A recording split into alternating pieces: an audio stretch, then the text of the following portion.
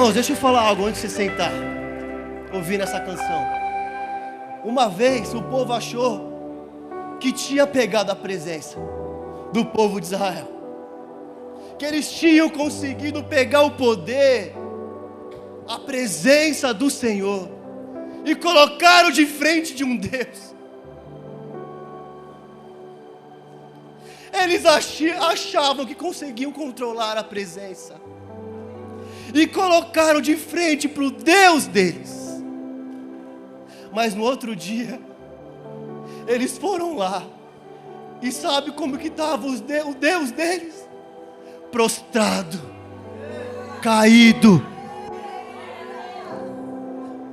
porque não há poder, não há presença, não há autoridade nenhuma que fique de pé na presença de Deus. Nada que eu possa fazer, irmão, nada que ninguém pode fazer é maior do que a presença de Deus. Aleluia. Você pode se assentar em nome de Jesus. Eita Jesus.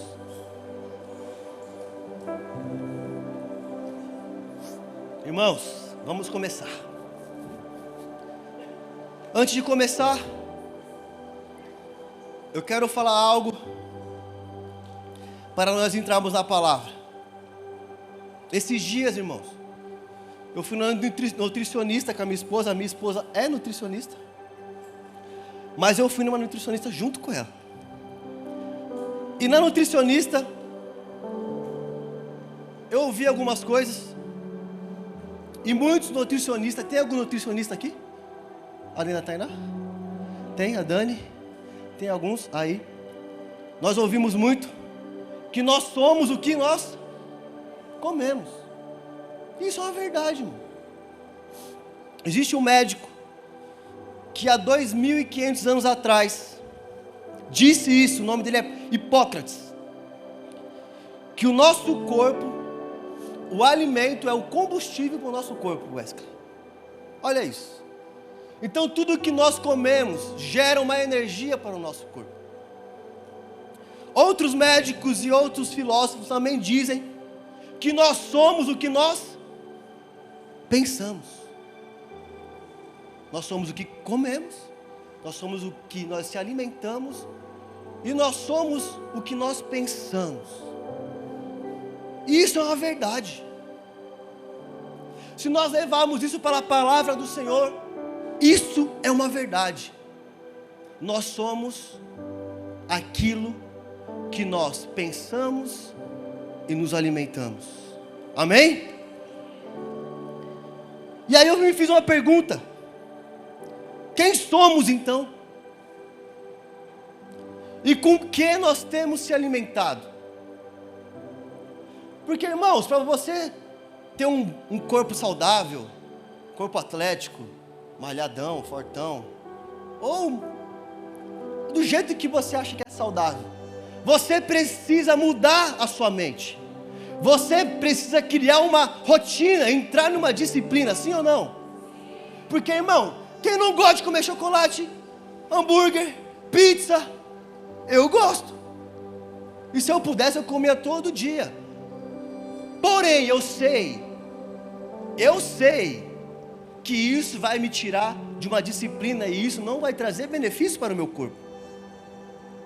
O açúcar. Irmãos, eu fiz o jejum de 20 dias, quem fez esse jejum? E eu fui na nutricionista, no médico, no final do jejum. O médico falou assim: a sua glicose, a sua insulina está de atleta. Eu falei, quase falei, é porque eu estou fazendo jejum. Porque se eu não tivesse, não ia estar assim. Então, irmãos, o jejum ainda te trouxe um benefício de você trazer saúde para o seu corpo. Porque o nosso corpo, nós somos resultado daquilo que nós se alimentamos, Wesley. Eu dou o resultado através daquilo que eu me alimento. Não quero falar mal dos gordinhos, mas se você pegar uma alimentação de uma pessoa que está fora do peso, não é uma alimentação saudável. Sim ou não? Falou um sim com dor, mas falou. Importante que você assumiu, irmão. E você vai entrar numa disciplina em nome de Jesus. Porque é de Deus. Irmão, Deus não quer que você morra de parada cardíaca, parada respiratória, de AVC. E por que acontece isso? Por falta de disciplina, de um posicionamento. Irmão, não é culpa de Deus não, é culpa nossa. Nós somos o dono deste corpo que o Senhor nos presenteou. O que nós temos feito com esse corpo? E eu quero entrar na palavra com você. E eu quero agradecer o louvor que cantou uma canção que trouxe paz no meu coração e testificou a palavra. João capítulo 4. Abra comigo em João capítulo 4.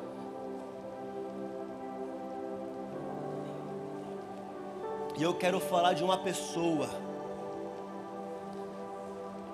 que foi buscar algo para beber, para trazer um benefício para o seu corpo.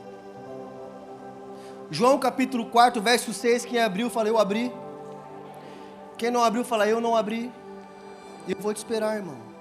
Você não pode esperar muito porque tem um cronômetro. E não colocar o tempo ali, glória a Deus. Então eu estou tranquilo. Não vão colocar ainda? Não? Então tá bom. Se quiser trazer já o tronco. Amém? A partir do verso 6 diz assim: havia ali o poço de Jacó. Jesus, cansado da viagem, sentou-se à beira do poço. Isto se deu por volta do meio-dia ou da sexta hora. Nisso veio uma mulher samaritana tirar água. Disse-lhe Jesus: me dê um pouco de água. Os discípulos tinham ido à cidade comprar comida. Verso 9: a mulher samaritana lhe perguntou: como o Senhor, sendo judeu, pede a mim, uma samaritana, água para beber? Pois os judeus não se dão bem com os samaritanos. Jesus respondeu: se você conhecesse o dom de Deus, e quem está pedindo água, você que lhe pediria, e ele receberia água, e lhe receberia água viva. Verso 11 diz: disse a mulher: o Senhor não tem com que tirar água, e o poço é fundo.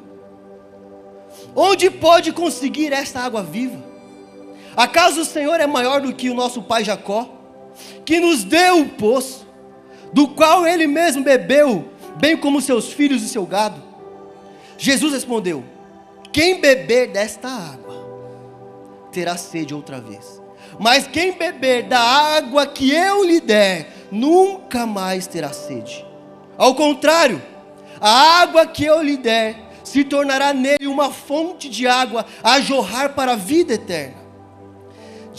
A mulher lhe disse: Senhor, dê-me dessa água, para que eu não tenha mais sede, e nem precise voltar aqui para tirar. Verso 16 diz assim: e ele lhe disse: vá, chame o seu marido e volte. A mulher respondeu: não tenho marido. Disse-lhe Jesus: você falou corretamente, dizendo que não tem marido. O fato é, você já teve 5, e o homem com quem agora vive não é o seu marido. O que você acabou de dizer é verdade. A mulher disse: Senhor, vejo que é profeta. Nossos antepassados adoraram neste monte, mas vocês, judeus, dizem que em Jerusalém é o lugar onde deve se adorar. Eu quero parar por aqui. Irmãos, para mim, Felipe, essa é uma das histórias mais lindas da Bíblia. Eu quero começar desde o início dessa história. Jesus, ele está saindo da Judeia, e ele está indo para Galileia. Da Judeia para a Galileia, ele tinha que passar pela província de Samaria.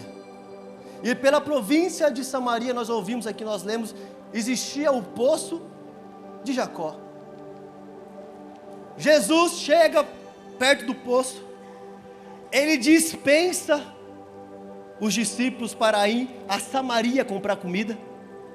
Quem assistiu The Chosen aqui? Essa cena tem, e essa cena é linda. Quem já assistiu essa cena? É linda. E aí Jesus dispensa os discípulos, eles vão. Eu quero que você entenda que Jesus, ele vai até o poço. Ele chega no poço e ele senta. Opa, tá meio solto aqui, hein? E ele senta. E a Bíblia diz, Wesley, que era perto do meio-dia. Enquanto Jesus está ali sentado, Wesley, começa a vir uma mulher. Uma mulher de Samaria, uma samaritana. E Jesus ficou observando. E estranhou, por quê? Era meio-dia. Era comum as mulheres ir buscar água. Mas não meio-dia. E sim às 8 horas da manhã. Às 7 horas da manhã. Porque esse horário o sol ainda está fraco, não está tão forte. Eu acho que Jesus, observando, já conhecendo, já sabendo o que iria ali acontecer, ele estranha. Por que essa mulher está aqui, esse horário? Essa mulher estava aí nesse horário porque ela estava fugindo e se escondendo. Se escondendo dos seus problemas, se escondendo da sua pessoa e até mesmo sendo excluída pela sua história. Então ela ia a esse posto nesse horário até mesmo para refletir sobre a sua vida, Wesley. Meu Deus, já tive 5 maridos, perdi os 5 maridos. Um me tratou bem, outro me tratou mal, outro eu larguei, um só abusou de mim. E agora eu estou com esse. Tomara que dê certo. Aquela mulher começa a pegar água. E Jesus faz uma pergunta.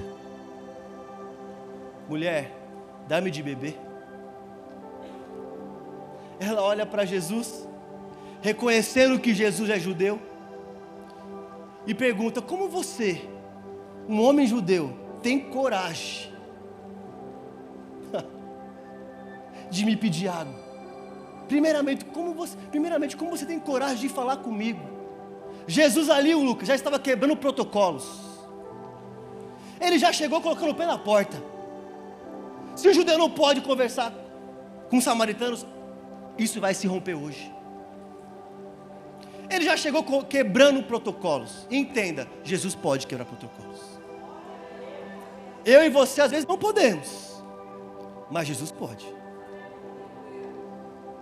E aí, Wesley, Jesus começa a quebrar o gelo, porque Jesus queria entrar numa conversa de profundidade com aquela mulher. Sim ou não? Só que, Wesley, pensa comigo. Eu gosto de pegar para você, que você fica com um cara que quer pegar a gente. Não é, pastor Fred? Dá até medo às vezes.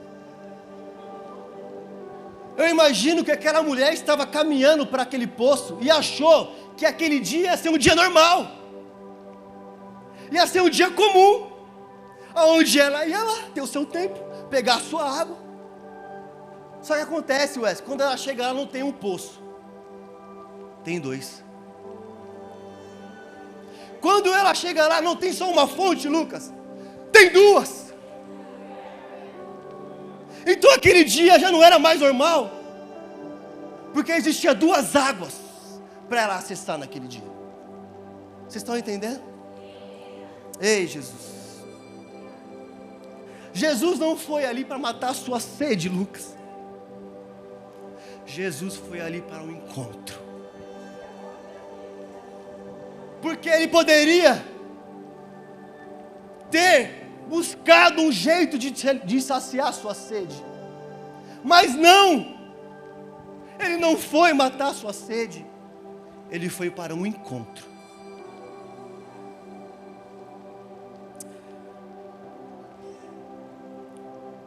Porque ele não foi saciar a sede dele. Ele foi saciar a sede de uma mulher. E ele pergunta: dá-me de beber. E a Bíblia diz que nesse momento Jesus está sozinho. E esse ambiente estava propício, porque se os discípulos estivessem lá, ia haver muitos porquê, Lucas. Eles iam atrapalhar Jesus. Mas Deus sabe de todas as coisas, Ele prepara o momento.